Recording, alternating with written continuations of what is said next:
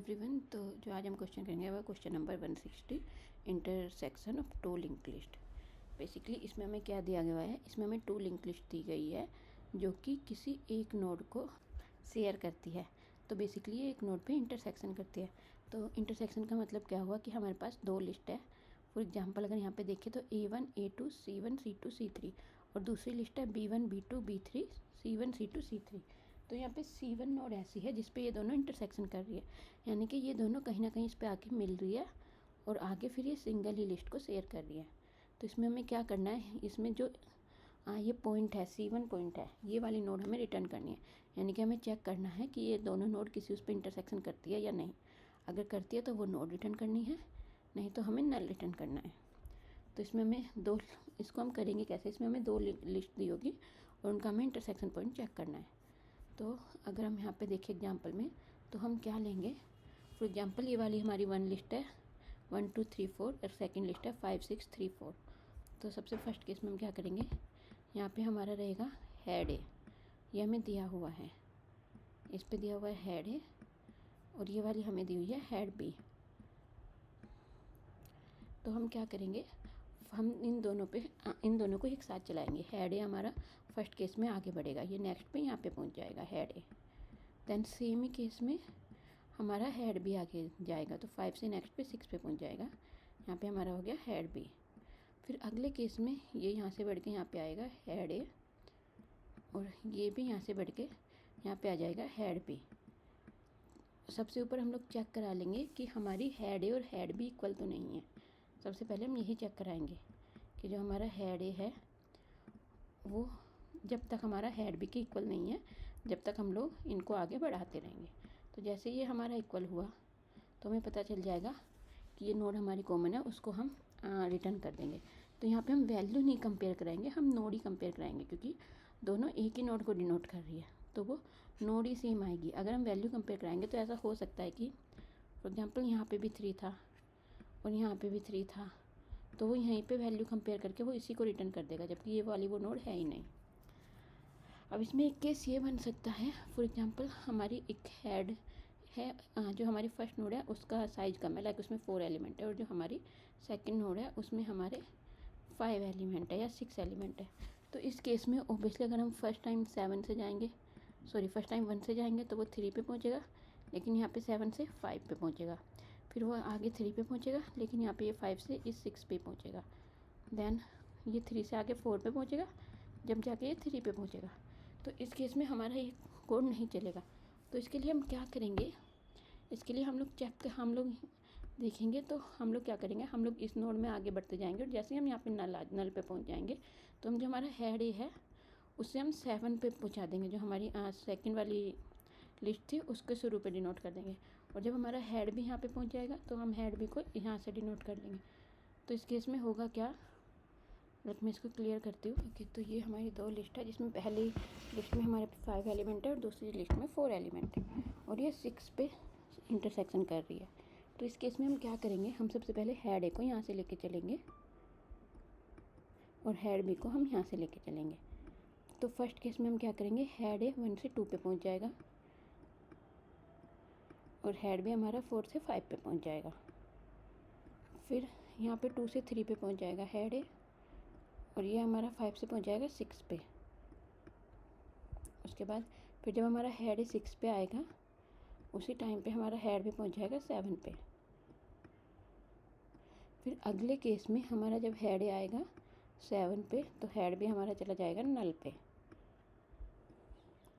Head भी equal to हो जाएगा नल। तो हम एक कंडीशन लगा देंगे कि अगर हमारा हेड ए या हेड भी कोई भी नल जा रहा हो तो वो दूसरे वाली नोड की स्टार्टिंग पे पहुंच जाए। तो यानी कि अगर हमारा हेड बी नल जा रहा है तो हेड बी हम 1 को डिनोट करने लगेगा हेड बी। तो जैसे हेड बी 1 को डिनोट करेगा, हेड ए 7 से पहुंच जाएगा नल पे।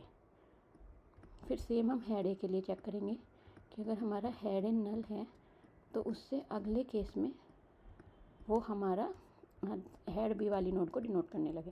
तो जब हेड ए हमारा यहाँ आएगा तो जो हेड बी है वो हमारा 1 से चला जाएगा 2 में। देन जब हेड ए 5 पे आएगा तो हमारा हेड भी आ जाएगा 3 पे। फिर अगले केस में हेड भी 3 से 6 पे आ जाएगा और हेड भी 3 से 6 पे आ जाएगा। तो ये दोनों की नोड इक्वल मिल जाएगी, तो हम इसको रिटर्न कर देंगे। तो इसमें बेसिकली हमने क्या किया कि एक नोड पे हमने ट्रैवर्स किया और फिर उसी पॉइंटर से हमने दूसरी नोड पे ट्रैवर्स किया।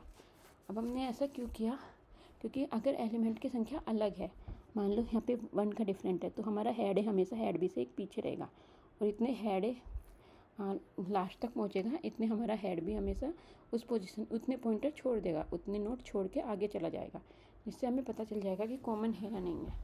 अब इसमें एक केस और हो सकता है कि हो सकता है हमारी लिस्ट है उसमें कुछ कॉमन ही ना हो, लाइक हमारे पास 2 डिफरेंट लिस्ट हो, 1 2 3, एक नोड हमारी ये है और दूसरी लिस्ट हमारी ये है, इनमें कुछ भी कॉमन है ही नहीं, ये दोनों लाइक इंटरसेक्शन करते ही नहीं है। तो इस केस में क्या होगा, इस केस में भी हम सेम लॉजिक करेंगे, हेड को यहाँ से चलेंगे और हेड भी हमारा यहाँ से चलेगा। तो पहले केस में हेड हमारा यहाँ पहुँचेगा और हेड भी हमारा यहाँ पहुँचेगा, दूसरे में हेड हमारा 3 पे जाएगा और हेड भी हमारा 6 पे जाएगा।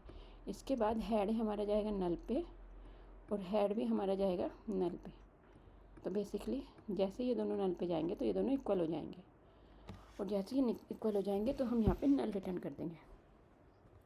अब इसमें ये भी केस हो सकता था कि इसमें एक एक्स्ट्रा एलिमेंट हो, लाइक इसमें यहाँ पे एक 1 मोर एलिमेंट हो 7, तो उस केस में हम क्या करेंगे, हेड 2 पे जाएगा, हेड भी 5 पे जाएगा, फिर हेड 3 पे जाएगा, हेड भी 6 पे जाएगा, देन हेड नल पे जाएगा तो हेड भी 7 पे जाएगा, फिर हेड को हम दूसरे वाले नोड को दे देंगे, यानी कि हेड हमारा जाएगा 4 पे और ये चला जाएगा 7 से नल पे।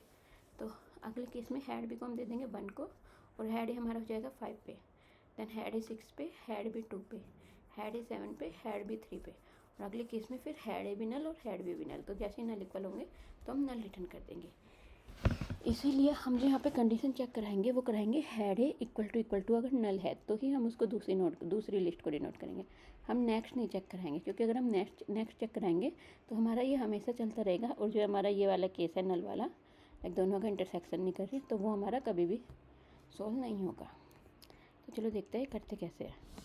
तो बेसिकली मैं यहाँ पे एक लिस्ट नोड ले लूँगी, फॉर एग्जांपल मैं ले रही हूँ लिस्ट है जिसमें मैं हेड स्टोर करा लूँगी, एक और लिस्ट नोड ले लूँगी जिसमें मैं हेड भी स्टोर करा लूँगी। अब मैं यहाँ पे चेक करूँगी कि जब तक मेरा list A not equal to है लिस्ट बी के, जब तक ये चेक करें, सबसे पहले चेक करें कि हमारा लिस्ट ए नल के इक्वल तो नहीं है। अगर लिस्ट ए नल के इक्वल नहीं है तो लिस्ट ए इक्वल टू करते लिस्ट ए का नेक्स्ट, एल्स लिस्ट ए को देते हेड बी। सेम हम लोग लिस्ट बी के लिए करेंगे, if list B not equal to null तो लिस्ट बी को आगे बढ़ा देंगे, list B equal to list B dot next, और एल्स में हम करेंगे list B equal to head A. और जैसे ही हमारा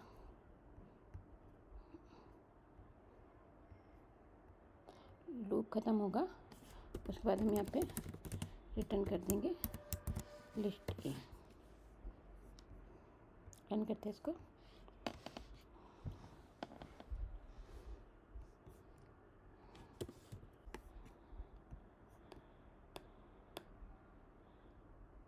ओके, तो ये बेसिकली हमने क्या किया, हमने हेड और हेड बी की वैल्यू लिस्ट पे में डाल ली, देन हमने चेक कराया कि हमारा लिस्ट बी के इक्वल तो नहीं है। जब तक इक्वल नहीं है जब तक ये लूप चले, उसके अंदर हमने ये चेक कराया कि हमारा लिस्ट नल तो नहीं हो गया। अगर लिस्ट हमारा नल पे पहुंच गया तो लिस्ट को हमने दूसरी नोड का हेड दे दिया, हेड बी।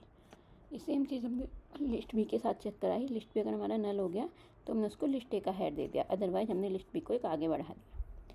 और जैसे ही हमारा list A equal to list B हुआ वो हमने रिटर्न कर दिया।